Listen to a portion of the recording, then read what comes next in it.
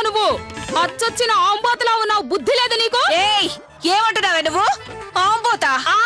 ఆంబోతు, కుక్క, గాడిద, నక్క, పిల్లి. గోడదివి నువ్వే. ఎప్పుడే తేల్చేస్తాను నీ సంగతి. అక్కడే ఉండు. కమ్మలతో పెట్టుకుంటే కాళ్ళు విరిగిపోతాయి. ఏమనుకున్నావు? నీకు ధైర్యం ఉంటే కదలకుండా అక్కడే ఉండు. వస్తున్నానుండు, ఒక్కడే ఉండు. నువ్వు చెప్పేదేంటి? నేనే వస్తున్నానుండు, చెప్తానుండు.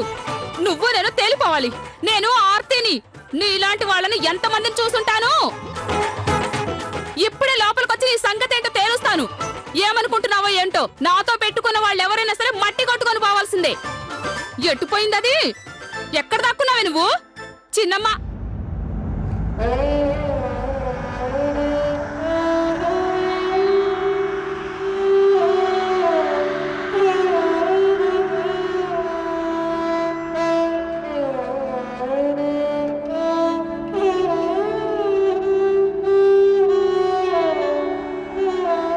చిన్నమ్మా, ఇది ఏంటిదంతా? నన్ను గోడదంటుందా? అది కుక్క అంటుందా? తన సంగతి చెప్తాను.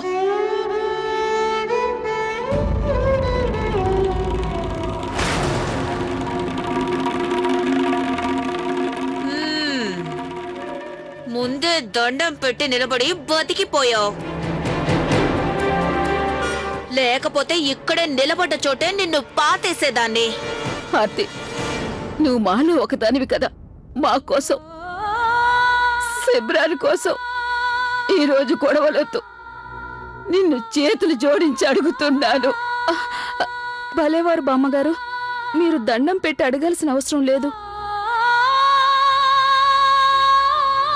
మీ మీద నాకు గౌరవం ఉంది. పెద్ద పులిలా మీదకొచ్చావు. ఇప్పుడు పిల్లిలా జారుకుంటున్నావేంటి?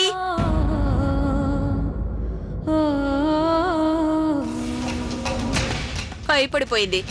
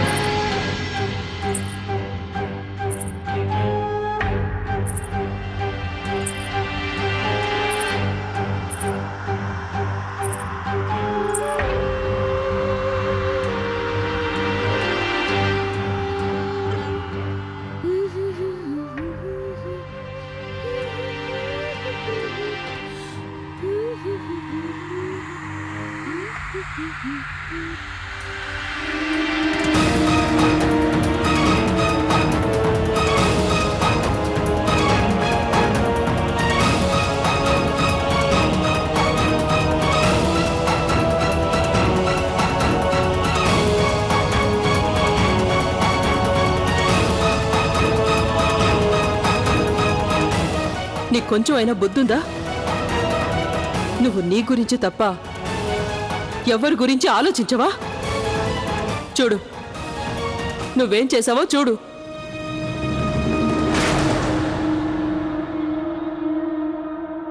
మరక పడింది. కాళ్ళకి పారాణి పెట్టుకుంటే మరక పడ్డం మామూలే కదా.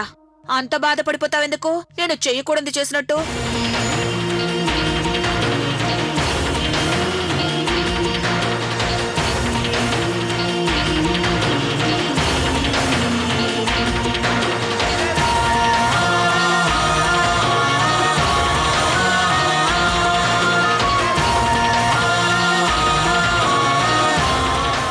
బాధపడకుండా ఎలా ఉండగలం? మా ఇంటి కోడలు ఈ లోకాన్ని విడిచి వెళ్ళిపోయింది. ఈరోజు తన సంతాప సభ. కానీ నీకు కొంచెం కూడా బాధగా లేదు.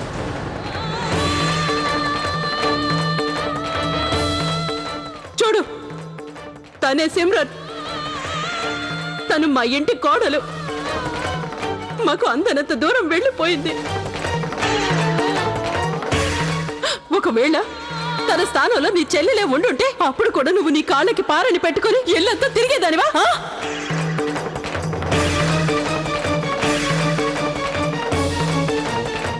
సర్లేండి,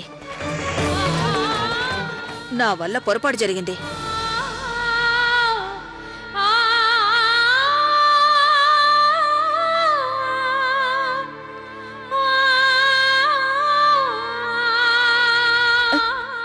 అత్తయ్య, మీరు శాంతించండి. అసలు మీ ఆరోగ్యం బాగోలేదు. మన సిమ్రన్ దేశం కోసం పెద్ద త్యాగం చేసింది, కానీ తను ఆ త్యాగానికి విలువ లేకుండా చేసింది.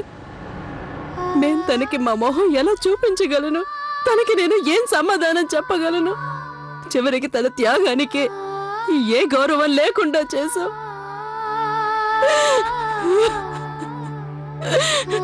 అత్తయ్య, మీరు బాధపడకండి. తన సంగతి నేను చూసుకుంటాను. ఇలాంటి పొరపాటు ఎప్పుడూ జరగదు. నా మాట నమ్మండి.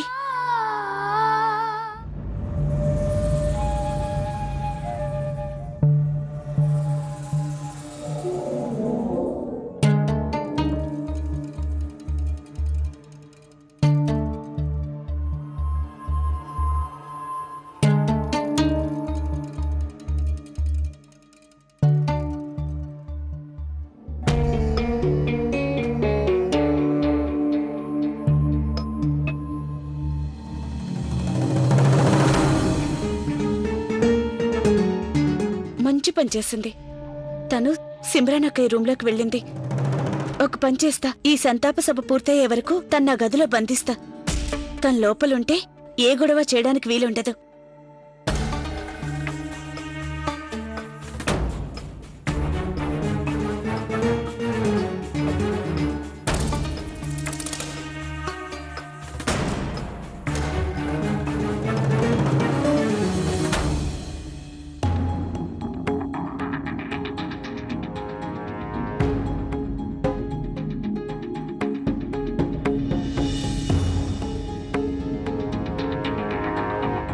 నమస్తే, రండి.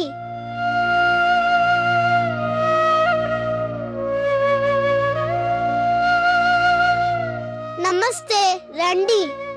అరే అన్ను, చూడండి, తల్లి దూరమైనా సరే పిల్లవాడు ఎంత ధైర్యంగా ఉన్నాడో. తన బాధ్యతలు సక్రమంగా నిర్వర్తిస్తున్నాడు. కాలం చాలా బలమైంది, అదే అన్ని నేర్పిస్తుంది.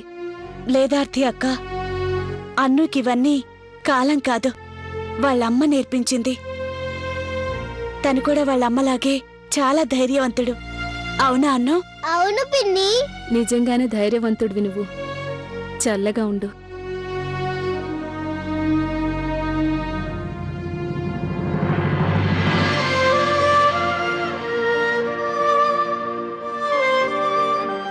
నమస్తే, రండి.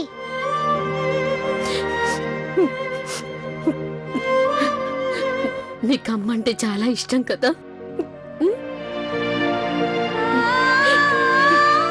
అమ్మమ్మ, ఏడవకండి. అమ్మకి ఏడవడం అస్సలు నచ్చదు.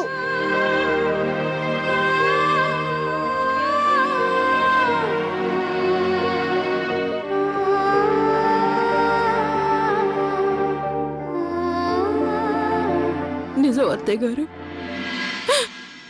ఈరోజు మన సిమ్రన్ తన బిడ్డను చూసి ఎంతో గర్వపడుతుంది.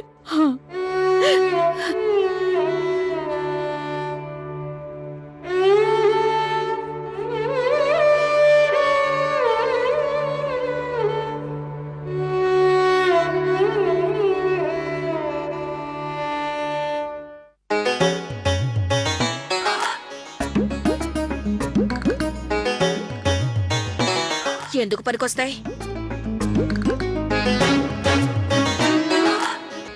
గదిలో బోర్ కొట్టేస్తోంది. కాసేపు అలా తిరిగి వస్తాను.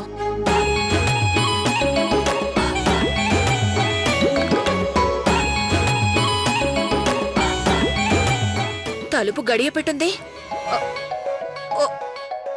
ఏయ్, ఈ తలుపు గడియ పెట్టింది ఎవరు? తొందరగా తలుపు తీయండి. ఎవరు చేస్తుంటారు ఈ బుద్ధి లేని పని?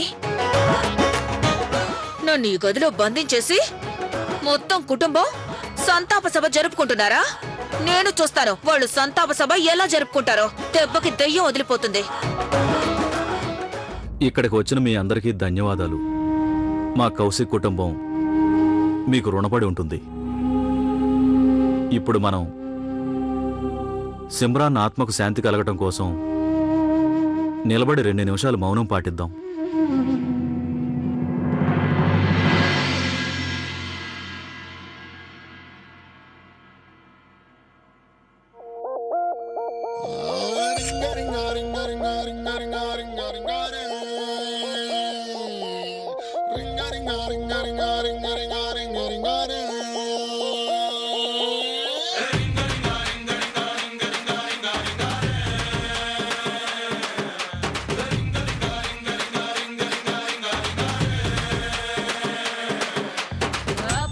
పాష్ పరదేశి నేను ఫారెన్ నుంచి వచ్చేసాను.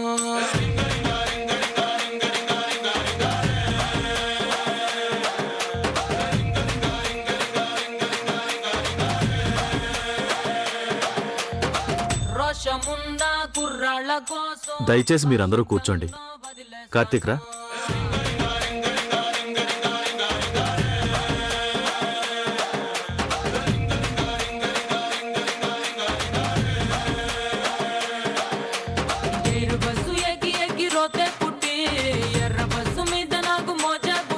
పాట ఈ గదిలోంచే వస్తుంది. కానీ అన్నయ్య ఈ గదికి తాళం వేసింది.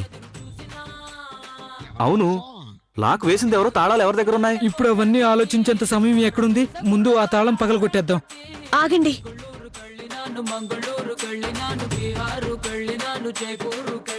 కీస్ నా దగ్గరే ఉన్నాయి. కమల ఉదయం గొడవ చేస్తుంటే నేనే తన్ని గదిలో పెట్టి లాక్ చేశాను. కడప బాంబు కన్నులతో వేసి కన్నె కొంప పెల్చేశారు.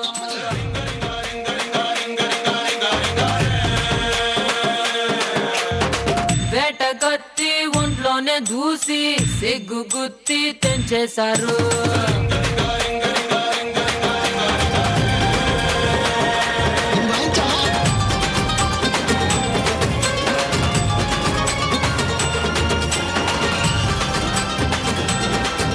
ఇంట్లో ఈ పిచ్చి పిచ్చి గంతులేంటి? కార్తీక్ ఆపు.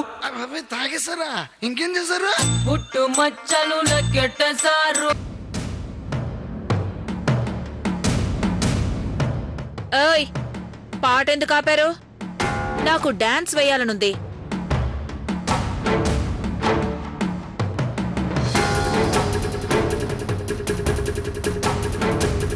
అరే, తెల్ల మొహాలేసుకుని చూస్తున్నారేంటి?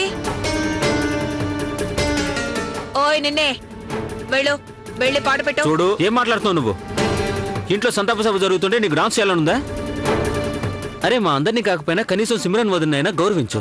మీ అందరి ఏడుపు కొట్టు మొహాలు చూసి విసుగొచ్చేసింది నాకు. అదిగాక మీరు నన్ను గదిలో పెట్టి తాళం వేశారు. మరి నేనేం చేయాలి?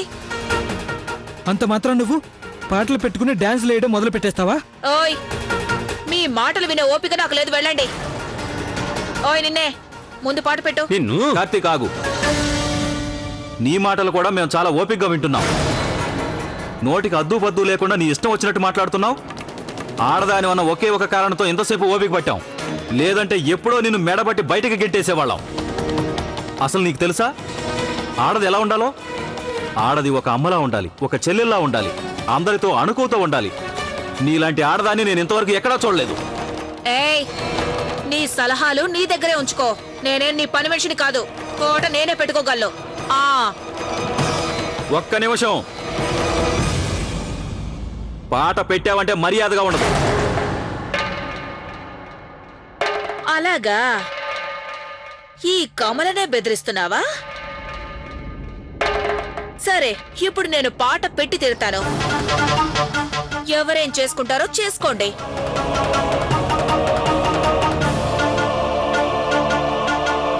మీరందరూ కూర్చోండి. మీరు కూర్చోండి.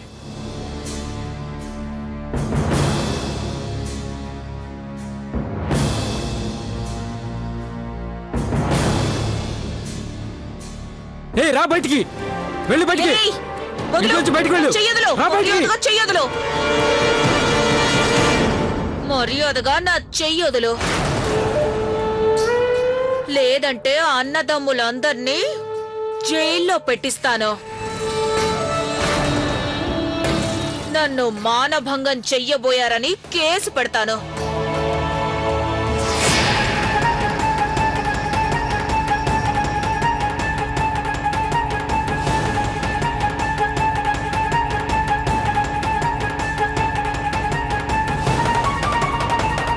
నా గురించి మీకింకా పూర్తిగా తెలీదు.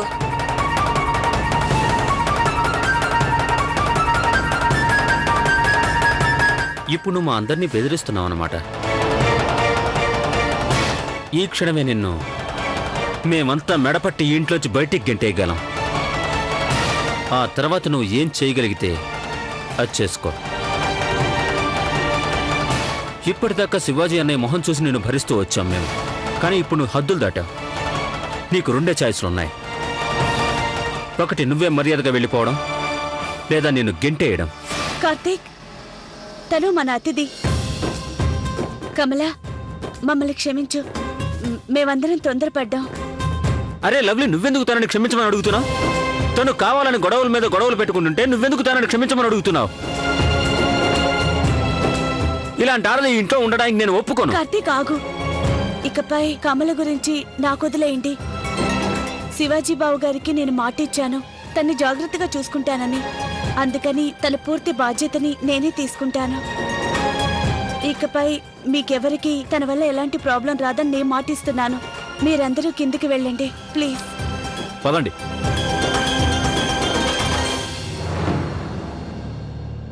కమలా, నేను ముందే చెప్పాను కదా, ఈ ఇంట్లో ఉన్న వాళ్ళందరిలో నువ్వు ఒక్కదానివే తెలివిగలదానివని. మిగిలిన వాళ్ళందరికీ మెదడు మోకాళ్ళలో ఉంది. మొత్తం మూడు పాడు చేశారు. సర్లే, ఇప్పుడు పాట పెట్టుకుంటాను. ఆగు, నేను చెప్పేది విను. ఇంట్లో సంతాప సభ జరుగుతుంది. ఇలాంటప్పుడు ఇక్కడ డాన్స్ చేయడం పద్ధతి కాదు.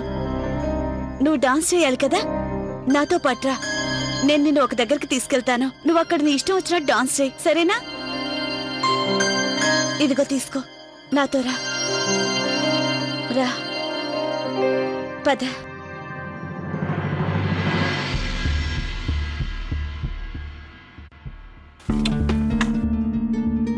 ఇలా రా.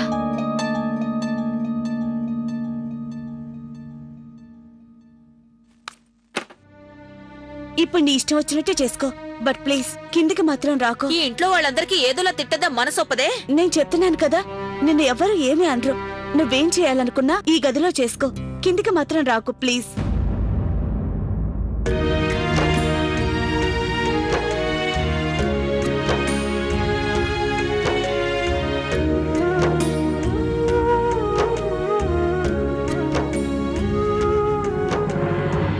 కౌశిక్ గారు, మీ కుటుంబ సభ్యులు కోల్పోయిన దాన్ని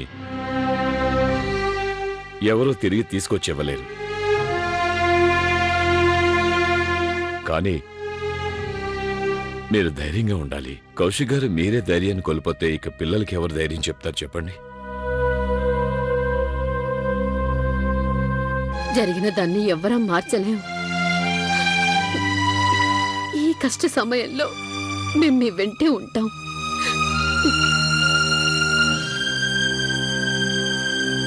వదిన గారు, అన్ను అచ్చం వాళ్ళమ్మలాగే ధైర్య సాహసాలు కల పిల్లవాడు. నాకు వాణ్ణి చూస్తుంటే సిమ్రన్ తన గుర్తుగా వాణ్ణి మనకిచ్చి వెళ్ళినట్టుగా అనిపిస్తోంది. మీరన్నది నిజమే వదిన గారు, కానీ నేను ఆలోచించేది ఒకటే. తల్లి లేని పిల్లవాడు, అన్న భవిష్యత్తు ఏమవుతుందోనని. ఆ విషయంలో మీరేం కంగారు పడొద్దు. ఎందుకంటే అన్నకి మీరొక్కరు కాదు, 4 అమ్మలున్నారు వదిన గారు.